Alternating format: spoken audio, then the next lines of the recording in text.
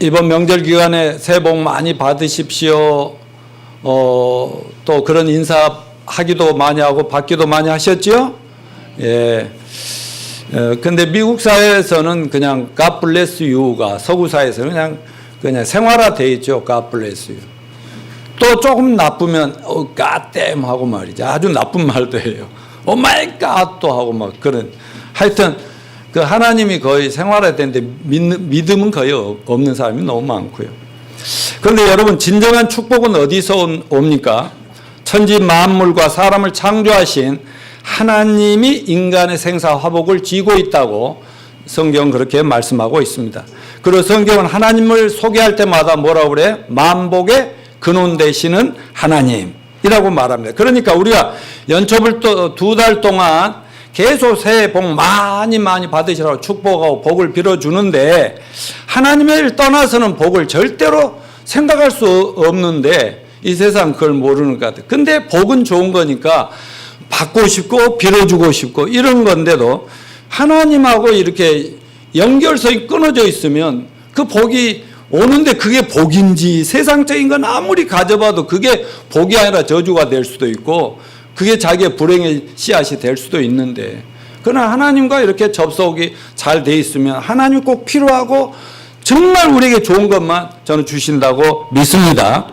그래서 세상 사람들 하나님을 외면한 채 축복, 복 말하는데 절대로 이건 있을 수 없다 하는 것을 선포하면서, 그러나 어느 날 예수 그리스도를 믿음으로 하나님의 자녀가 된 우리 그리스도인들은 남을 위해서나 자기를 위해 축복을 기원할 때 그 축복이 누구께로부터 온다? 하나님께로부터 온 것을 누구나 다 알기 때문에, 그러면 하나님 복을 받으려면 어떻게 해야 돼요?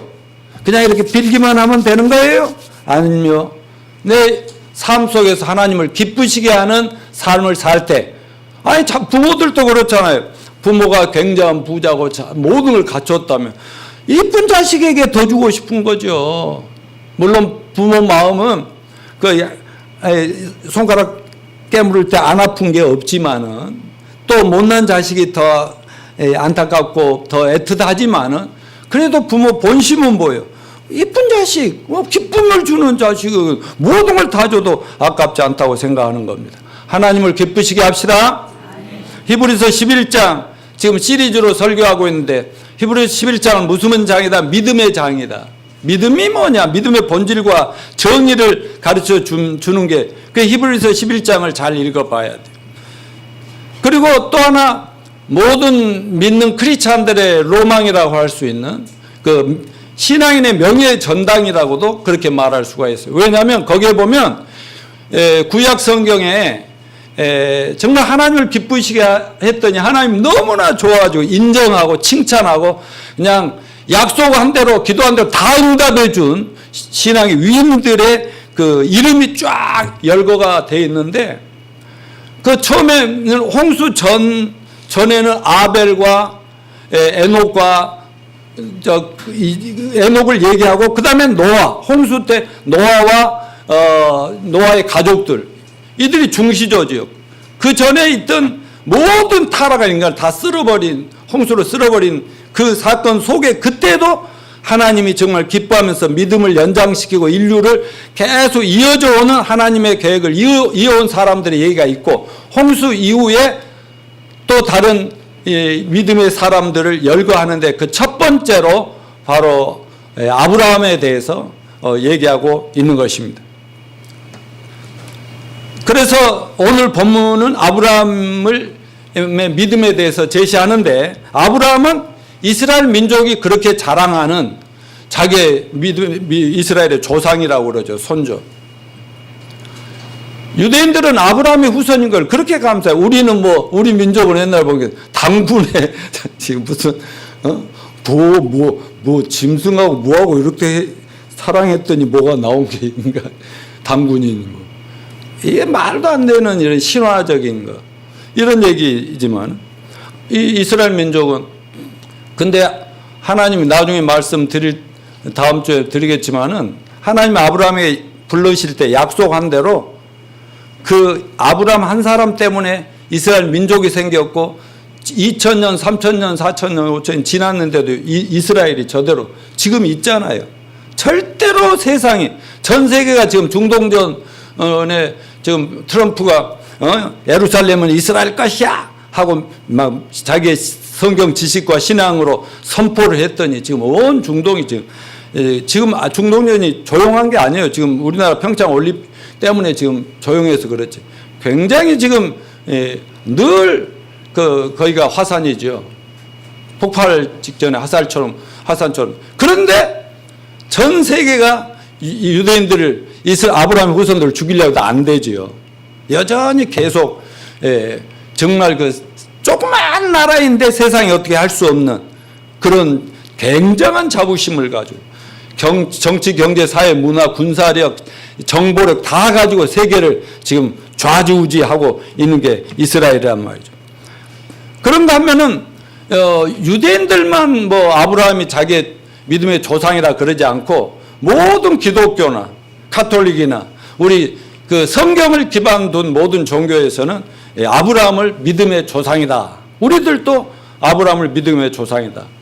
사도 바울이 로마서라는 성경에 보면은 정말 믿음으로, 우리하고 똑같은 믿음으로 아브라함도 우리의 믿음의 조상의 역할을 하고 아브라함의 유산이 우리에게도 계승된다. 이렇게 말씀하고 있는 걸 볼 수가 있습니다. 성경은 아브라함의 하나님이 바로 우리 하나님이라고. 그래서 구약 성경을 보면은 아브라함의 하나님, 이삭의 하나님, 야곱의 하나님 막 이렇게 얘기를 하잖아요. 그러니까 아브라함의 하나님 따라서 아브라함의 하나님은 나의 하나님이다. 예, 그러니까 아브라함의 하나님을 어떻게 잘 섬겼기에 하나님으로부터 칭찬받고 명예의 전당, 금메달 리스트들의 명단에 쫙 올라서 이렇게 온 세상에서 수천 년 동안 아브라함 하는지 우리 모두 잘 배워서 아브라함처럼 됩시다. 그러면 또 만복의 통로가 되는 여러분이 되실 줄로 믿습니다. 우리는 우리 하나 복 받는 게 끝나는 게 하나님은 우리를 아브라함처럼 복의 통로로서 축복을 베풀어주는 그런 존재들로 키워주시기를 원한다는 걸 믿으시기를 바랍니다. 자, 그럼 먼저 생각할 아브라함의 믿음은 하나님 부르심에 대한 아브라함의 반응에서 나옵니다. 말하자면 아브라함 믿음이 어떻게 시작됐는가 하는 거예요. 그 아브라함의 믿음의 근거가 뭐냐? 오늘 본문 히브리서 11장 8절에 상반절에 뭐라고 그랬어요? 믿음으로 아브라함은 부르심을 받았을 때에, 믿음으로 아브라함이 하나님의 부르심을 받았을 때에, 아브라함 믿음은 어느 날 갑자기 하나님이 찾아오셔서 아브라함아 하고 부르시고 말씀하심으로 시작되었다고 합니다. 이 하나님의 부르심을 콜링이라고 그래요. 소명.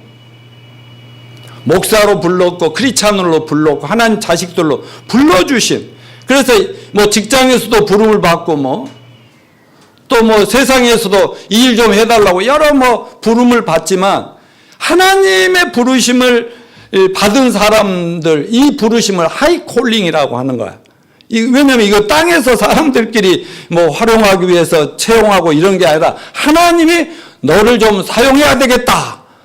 그러면서 나에게 오라 하고 하나님이 불러주신, 이건 큰 은혜인 줄로 믿습니다. 그러면 아브라함이 처음 하나님의 부르심을 받았을 때 처했던 상황과 환경이 어떠한가? 정말 얼마나 훌륭했길래 하나님이 아브라함아 이리 와라 나랑 같이 살죠 이랬을까? 아니에요. 성경 여호수아서 24장 2절을 같이 한번 읽어볼까요? 시작. 여호수아가 모든 백성에게 이르되 이스라엘 하나님 여호와의 말씀에 옛적엔 너희 조상들 곧 아브라함의 아비 나홀의 아비 데라가 강 저편에 가여 다른 신들을 섬겼으니 라고 기록되어 있지요. 말하자면 믿음의 가정에서 믿음 좋은 가정에서 모태신앙으로 태어난 사람이 아니에요. 그때가 창세기 11장 인간들이 카인의 후예들이 하나님을 떠나면서 타락하면서 자기들이 뭉쳐가지고 원래는 다 한 조상 밑에서 태어난 후예들이니까 바벨탑을 쌓잖아요. 그래서 우리 인간의 힘으로 하늘까지 닿아서 하나님 앞에 맞짱 떠보자 이렇게 올라가는데 하나님이 다 그냥 바벨탑을 파괴해버리고 그때부터 언어를 혼잡하게 하고 민족이 나눠지죠. 그때 사방으로 흩어진 그 중에 또 우리 한국 민족도 거기에서 흘러왔다고 보시면 됩니다. 그런 가운데 믿음 없이 이제 멋대로 사방으로 흩어져서 그렇게 살아나가는데 그 아브라함의 아버지가 데라인데 그들이 이방신들이라는 거 우상 숭배를 하는 집안에서 태어나서 그냥 남들이 다 전통적으로 뭐 저도 태어나 보니까 뭐 불교고 뭐 나중에 이제 하도 집안이 불교에 가면 별로 주는 거는 없는데 교회 가면 막 주기 때문에 우리 동생들 데리고 교회를 다니다가 이제 알았던 것이지만 아무튼 태어나 보니까 전부 다 막 뭐 제사 드리고 말이죠. 무덤에 가서 절하고 성묘하고 이런 거 아니었습니까? 그런 것처럼 이 아브라함도 태어났는데 그 집안이 우상 숭배하는 이교도들이었단 말입니다. 아브라함 70세 되던 때까지 하나님을 제대로 알지도 못하고 믿지도 않고 그 우상 숭배하는 가정에서 그냥 보통 사람들처럼 이렇게 사는 거예요. 또 의심할 것도 없이 그가 당시에 살던 사람들과 똑같이 뭐 옥수수로 연명을 하기도 하고 있으면 잘 먹고 없으면 먹고 내세나 하나님에 대한 진지한 고민도 해볼 필요도 없는 그렇게 사는 거예요. 또한 성경 하나님이 아브라함을 부르신 배경 속에 하나님께 선택받을 만한 어떤 선행이나 좋은 일을 했거나 하나님 볼 때 저는 대단하다 이렇게 볼 만한 아무런 업적도 없다고 뭐 기록된 게 없어요. 그럼에도 불구하고 어느 날 아브라함에게 하나님이 찾아와 주신 것은 참으로 은혜라고 말할 수가 있는 것입니다. 하나님이 그를 부르신 거예요. 아브라함이 하나님을 먼저 찾은 것이 아니라 하나님이 갑자기 어떤 놀라운 계획과 목적을 가지고 그냥 그 평범하게 살고 있고 죄 가운데 빠져 있는 그 집안의 아들 하나를 아브라함아 하고 갑자기 찾아오신 거예요. 그러면서 그의 운명이 바뀌고 역사적으로 위대한 명예전 금메달을 갑자기 따는 거예요. 스테반 증언을 한번 들어봅시다. 아브라함이 하나님을 찾아와서 부르신 것은 굉장히 초자연적인 기적이다. 은혜다라고 말하는데 사도행전 7장 2절로부터 3절 시작. 스데반이 이르되 여러분 부형들이여 들으소서. 우리 조상 아브라함이 하란에 있기 전 메소포타미아에 있을 때 영광의 하나님이 그에게 보여 이르시되 내 고향과 친척을 떠나 내가 내게 보일 땅으로 가라 하시니 얼마나 놀라운 은혜입니까? 영광의 하나님께서 죄악에 찌들고 우상숭배에 몰두해 있으며 하나님의 영광 같은 건 상관도 없이 이 땅에서 어떻게 하면 잘 먹고 잘 사고 즐겁게 사느냐가 관심밖에 없었던 그 하나님이 오히려 자기 좀 생각 속에 들어올까봐 막 축출해내고 싶었던 그 아브라함의 하나님이 다 영광의 하나님이 우리 조상 아브라함에게 보였다 그랬어요. 여러분 영광의 하나님이 나타나실 때 여기 두 가지 생각할 게 있어요. 첫째는 아브라함의 생애에서 처음으로 하나님은 자기 생애 자기에게 살아있는 실제라는 것 말로만 들었던 신 하나님 뭐 복을 빌어보는 그 어디 있지? 어디 신 있지? 아마 음악하는 사람들이 마이크가 자기 신이 될 수도 있을 거야. 나 좀 성공하게 해줄래? 뭐든지 만들면 신이 되는 뭐 잘 모르니까. 근데 그 진짜 신의 실제를 아브라함은 만났어요. 왜요? 하나님이 만나도록 찾아와 주셨는데 못 만나요. 둘째는 하나님이 이 세상에서 한 번도 경험해 보지 못한 영광스러운 존재 앞에 딱 맞닥뜨리게 된 것입니다. 여러분 우리가 대단한 분들 만나면 뭐라고 인사하죠? 정승현 선생님 제가 뵙는 영광입니다. 최홍조 형제님 영광입니다. 윤석 형제 내가 인생에 만나게 된 거 영광입니다. 한번 더 옆에 분들은 영광입니다 해요. 영광.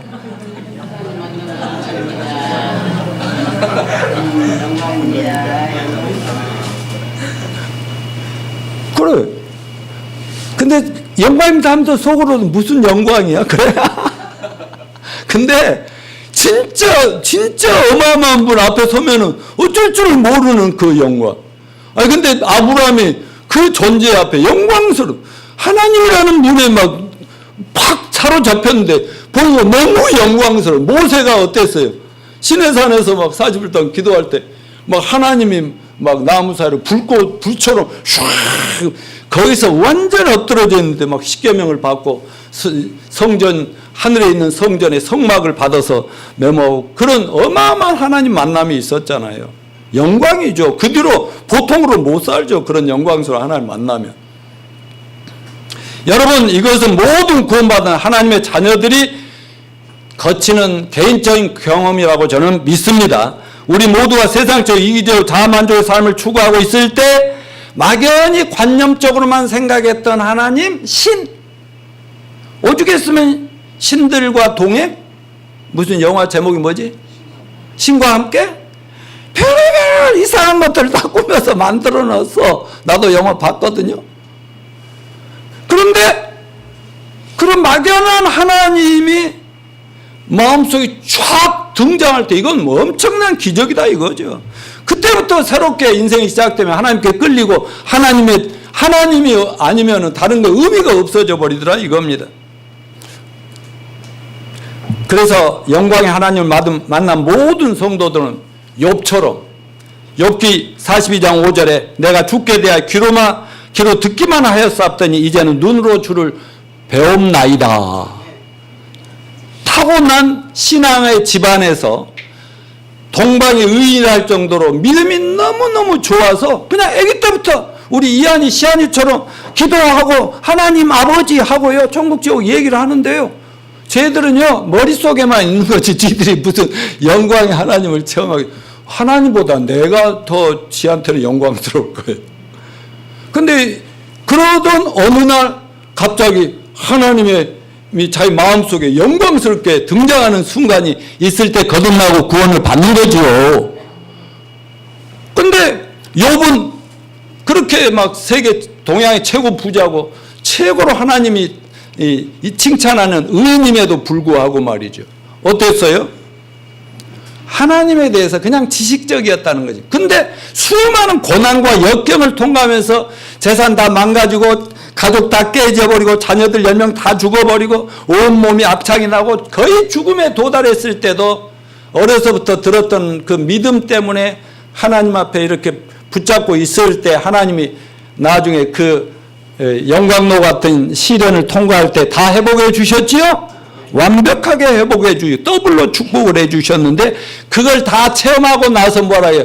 내가 말로만 들었던 하나님 내가 진짜 체험합니다. 실제로 체험합니다. 이렇게 말합니다. 여러분에게 이런 경험이 있으십니까? 하나님이 여러분의 영혼에 살아있는 실제가 되고 계신가요? 정말 하나님은 여러분 가까이 오셔서 스스로를 전능자로 계시해 주시고 당신의 여러분의 영혼에 직접적이고 인격적으로 대하여 주시던가요? 아니면 단지 많은 사람들이 하나님 대하여 얘기하는 정도의 지식으로 하나님 하는 거 아닙니까? 이것은 우리가 어떤 하나님을 만나고 어떤 하나님을 섬기냐가 우리 영원한 생명을 좌우하고 영원한 운명을 좌지우지한다는 것을 잊지 마시길 바랍니다. 그래서 이사야 선지자는 하나님의 말씀을 받아서 온 세상에 뭐라고 외쳤습니까?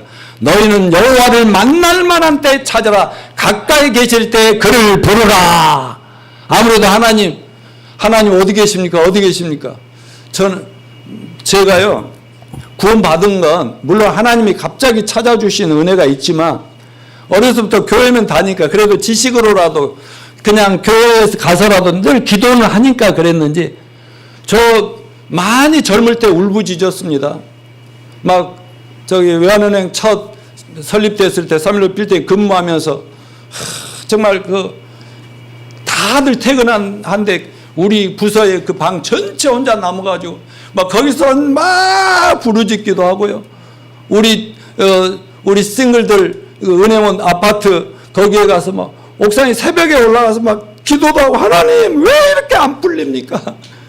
은행 다니는 것이 만족이 아니라 내가 추구하는 그 하나님 그 구원 내 이상과 꿈을 실현해 줄 그 뭐가 자꾸 엉키고 안 되니까 하나님 왜 이렇습니까? 근데 저는요 청계천 그 광화문 막 이런 명동거리를 다니면서 피를 줄줄 맞으면서도 하나님 이 민족을 어떻게 해야 됩니까? 이 나라 이 어리석은 백성들 때문에 이렇게 악한 정치가 이렇게 사람들에게 어떻게 하면 좋습니까? 막 혼자 막 울면서 호소하고 이렇게 다녔어요. 여러분 하나님을 만날 만한 때 찾으라 가까이 갈 때 그를 부르라. 근데요 하나님 절대 안 나타나셔서 31세 될 때까지는 그냥 나 혼자 그냥 찾다가 포기했다 이러는 거예요. 고린도후서 4장 6절 읽어봅시다. 어두운데 빛이 빛이라 말씀하셨던 그 하나님께서 예수 그리스도 얼굴에 있는 하나님의 영광을 아는 빛을 우리 마음에 비추셨느니라. 그러니까요 하나님을 제대로 만나려면 영광의 빛이 우리 안에 마음에 싹 어느 날 비춰줘야 되는 것이다. 그래서 이게 기적이죠. 근데 이 은혜, 하나님의 영광스러운 부르심, 나타남, 임재 이런 걸 체험하기 전에 우리 인간들은 어떤 상태에 있었는가? 고린도전서 2장 14절 읽어봅시다. 시작. 육에 속한 사람은 하나님의 성령의 일을 받지 아니하나니 이는 그것들이 그에게는 어리석게 보이며 또 그는 그것들을 알 수도 없나니 그러한 일은 영적으로 분별되기 때문이다. 에베소 4장 18절 시작. 그들의 총명이 어두워지고 그들 가운데 있는 무지함과 그들의 마음이 굳어짐으로 말미암아 하나님의 생명에서 떠나 있도다. 이처럼 하나님의 은혜로 찾아와 주시고 영광의 빛을 비춰주시면서 믿을 수밖에 없는 이걸 체험하지 아니하면요 아무리 세상적으로 똑똑하고 잘났고 많이 가졌다 할지라도 하나님 뭐라냐면 어리석고 뭐 분별력이 없구나. 그냥 눈에 보이는 육체적인 분별력은 있지만 이 조금 눈을 들어 하늘 높이서부터 온 세계 우주 인류의 역사가 어떻게 있는지 이런 것에 대한 깨달음이 없구나. 분별력이 없다고 뭐 이렇게 말하잖아요. 하나님의 생명에서 떠나져 있으니까 영적으로 죽어 있고 영적으로 무지하고 무분별하기 때문에 눈에 보이는 걸 쫓아가다 다 같이 그렇게 쓰러지고 망하고 저주스럽게 인생이 망쳐지는 게 아니냐 이런 얘기를 하고 있는 것입니다. 제가 맨날 하지만 영광스러운 주님을 강서구 화곡동 한양당 약국 상담실에서 윤석근 목사님을 만나서 제가 그 영광의 주님을 만나고 그때 굴복하고 그날 이후로는 왔다리 갔다리 교인이 아니고 완전히 이 길로 지금 평생을 달려온다고 수없이 얘기하잖아요. 아까 말했지만 오죽 내 자신의 만족을 못하고 이런 놈이 세상의 지도자가 되고 세상을 뭐 한다 해도 가정 하나도 제대로 챙길 수 있을까? 나 같은 놈 그런데 꿈은 이상과 꿈은 큰데 이렇게 되면 안 되는데 내가 변화되고 싶은데 너무 안 되는 거예요. 그런데 누가 부럽냐면 여호와 증인에 빠진 그 이단 친구가 너무 부러워서 그 친구 불러다가 성경 공부도 해봤다고 얘기했잖아요. 그런가 하면 또 어떤 친구는 통일교회 대학 다니던 친구가 군대가 통일교 지도자를 데리고 와서 막 그런 것도 이 책을 읽고 연구를 하고 왜 부러우니까 그렇게 확신이 없었어요. 여러분 구약시대나 신약시대인 지금이나 구원은 언제든 영광스러운 하나님이 먼저 찾아와서 불러주심으로 이루어진다는 것을 믿읍시다.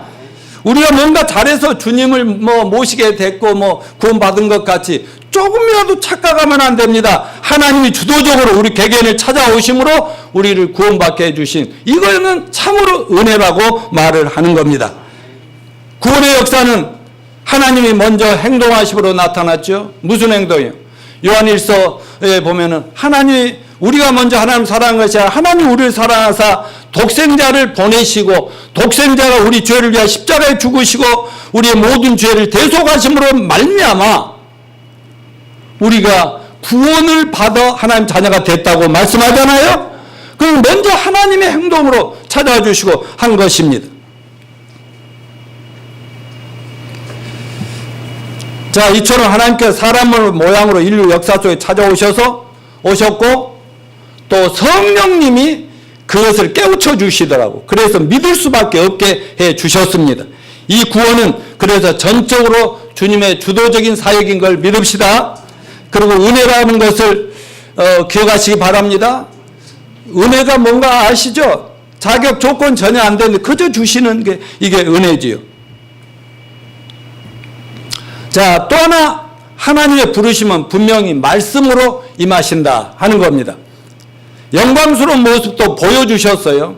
어떻게 보여주셨는지 모르지만 분명히 굴복하고 무릎을 꿇을 수밖에 없도록 보여주셨어요.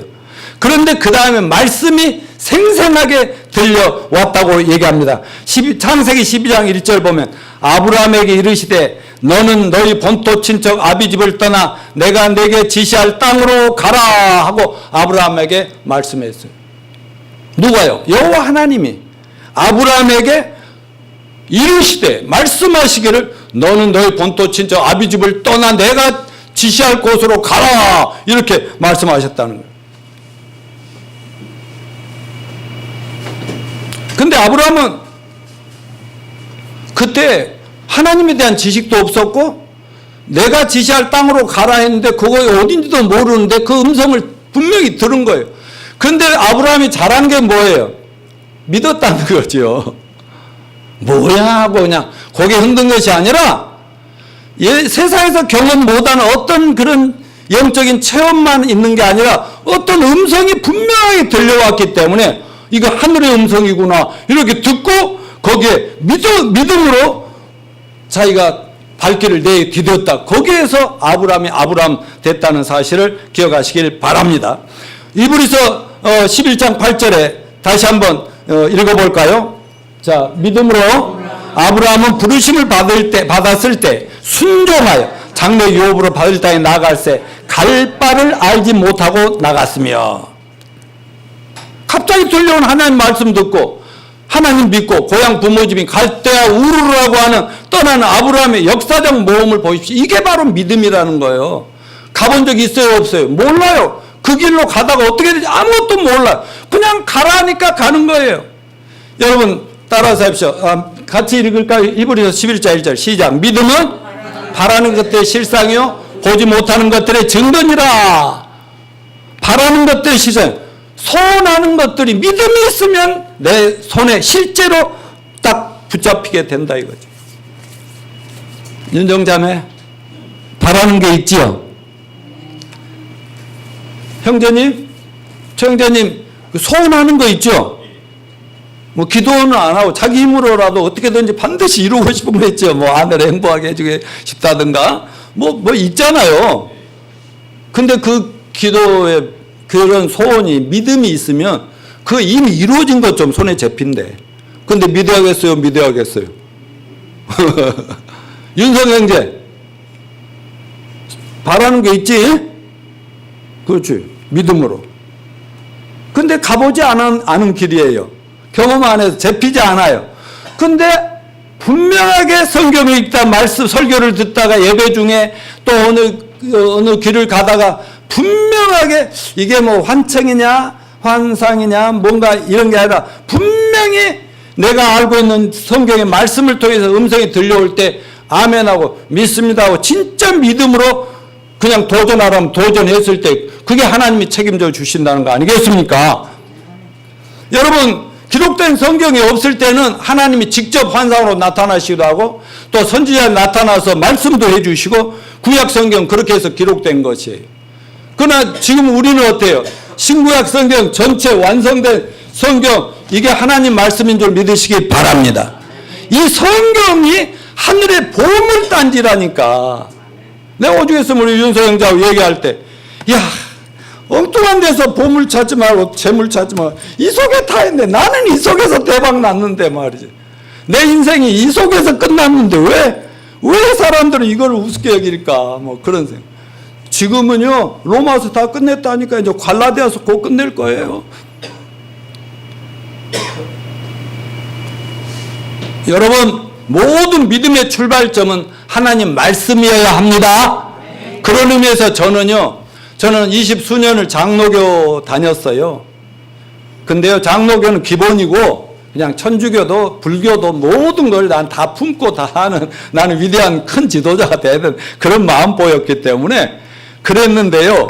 제가 누구를 만나 구원받았냐면 내 아내 대학 동문이었던 미국 가서 공부하러 갔다가 그분도 불교인데 그냥 성경 바이블 스터디 하다가 뒤집어져 깨져버려 하나님 만나가지고 목사 돼서 지금도 한국에서 영어 성경을 가르치고 있는 그런 목회는 안 하고요. 그런 분인데 그분이 침례교더라고. 침례교.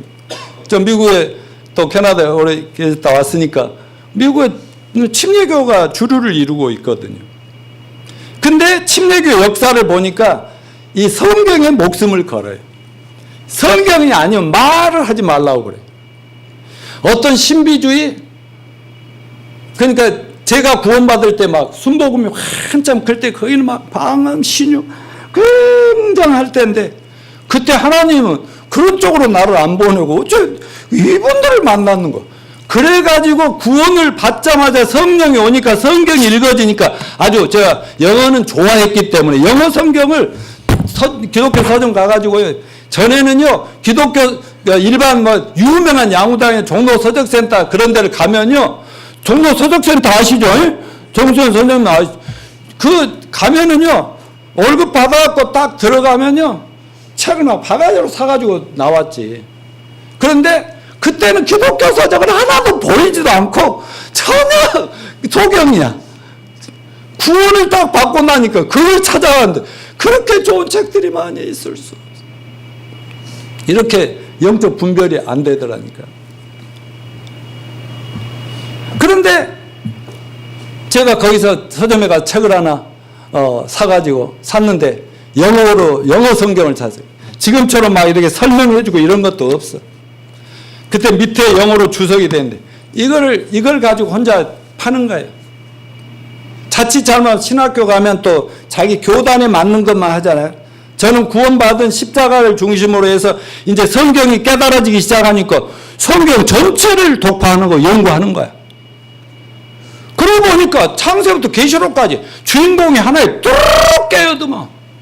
그래서 지금까지 이 성경에 제 모든 걸 걸고 이 목회하고 목회하는 그런 침례교 목사인 것을 저는 감사합니다. 왜? 흔들림이 없잖아요. 왔다 갔다를 안 해요. 막 시대 조리에 따라서 막 옷은 바꿔 입을 수 있지만 성경의 본질이 바뀌면 안 되죠. 여러분도 교회 크고 작은 거 상관하지 말고 말씀이 철저하게 믿음의 근본으로 삼는 침례교회에 계신 것을 어떻게 생각해야 되겠어요? 감사합시다. 자랑스럽게 생각합시다. 자부심을 가집시다. 괜히 그러면서도 성경도 모르면 안 돼요. 성경의 전문가가 됩시다. 이 속에 여러분 보물이 다 있습니다. 자, 아브라함의 믿음은 또 하나님 말씀에 대한 순종으로 나타났다. 히브리서 11장 8절 다 같이 읽어봐요. 믿음으로 아브라함은 부르심을 받았을 때 순종했다. 그렇게 나가. 순종. 맞아. 아브라함 믿음이 하나의 뚜렷한 행동으로 나타낸 그건 순종의 행위였어요. 어떤 관념적이나 지식적으로 그렇습니다. 아멘하고 동의합니다. 이 정도가 아니었고 참된 믿음은 행동의 변화를 가져옵니다. 반드시 실천하도 돼 있어요. 그래서 아브라함은 하나님 말씀을 믿었기 때문에 갈 바를 알지 못한다. 내가 지시할 땅으로 가라 해갖고 약도까지 딱 주시는 게 아니라 가라 해놓고 그냥 하나님은 침묵하고 계시는 거예요. 무조건 떠나는 거예요. 부모, 친척, 형제 집을 떠나서 이제 아내 데리고 식구들 데리고 친척들 데리고 이렇게 가는데 어디로 가야 되는지 모르는데 그냥 가는 거예요.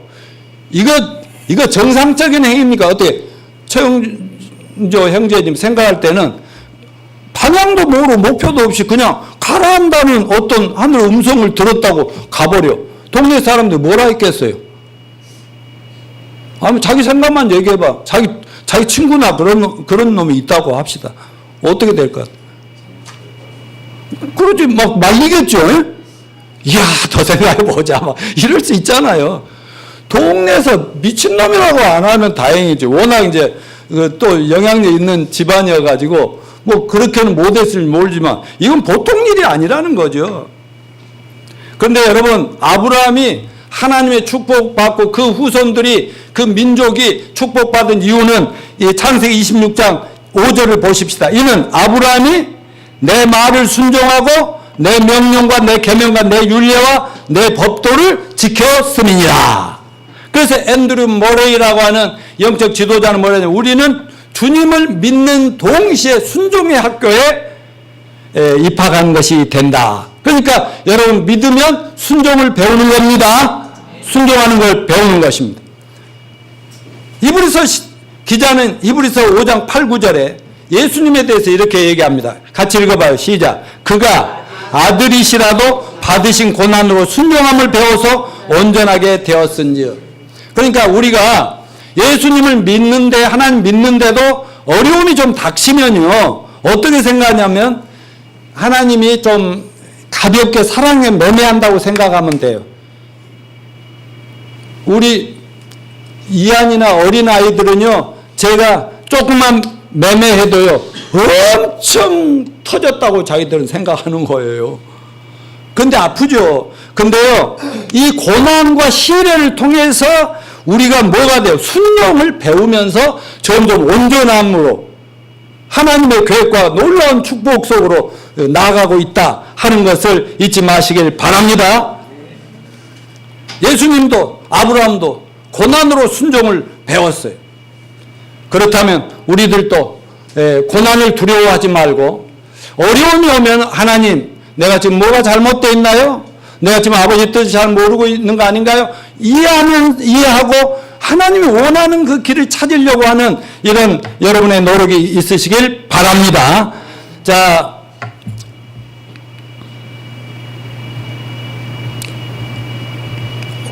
오늘은 명절 끝이니까 나 여기까지만 하면 안 될까? 아, 우리 가족들 다음 주에 또 이어서 하면 안 될까요? 어때 윤정자매? 근데 나는 우리 최홍재 형제님 있을 때 여기 결론까지 해야 되는데 다음 주에 온다는 보장이 있으면 여기서 내가 깔끔하게 끝내주려고. 나 우리 교회는 그래. 오케이. 뭐 동의하십니까? 이것도 우리 침례교회는 회중정체 장로들이 몇 명 모여서 막 결정하는 게 아니라 우리가 자 오케이 여기서 끝내자 하는 분 아멘하고 손 드십시오. 아, 그러면 안 되죠, 목사님. 끝까지 말씀 중심으로 가야 됩니다. 하는 분도 있을 수 있어. 그러면 손 드십시오. 반대하는 분. 손을 못 들면 명란자매하고 영자자매는 형식적으로 들어야 되는데. 오케이. 다음에 계속해서 아브라함의 믿음이 우리가 왜 본받을 만한 위대한 것인가 하는 것에 대해서 다음 주에 아브라함의 설교를 또 이어가도록 하겠고요. 결론적으로